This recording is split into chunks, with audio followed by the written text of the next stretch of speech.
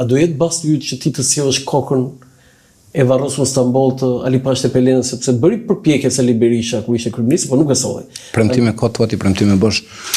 Nuk e premtoj dot në kuptimin e mirë, ne e kemi absolutisht e kemi diskutuar edhe me Auron Tarin, ne kemi diskutuar edhe me vllajën e tij që ishte atashe në Genti, Stamboll.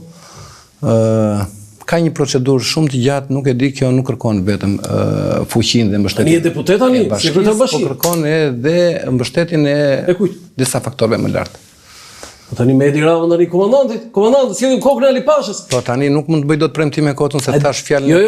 Jo premtim. Jo, nuk po të them premtim. Po them a ke dëshirë dhe a do i bënjosh? Absolutisht, pse jo, patjetër tashmë që Tepelena ka marrë një investim rrënjësor dhe ndofta gjithë fokusi është përveç se thash atyre faktorëve blegtorie të thash, është edhe fokusi i turizmit, pse jo që të jetë edhe koka e liut. Po do ndryshosh këngët mos e?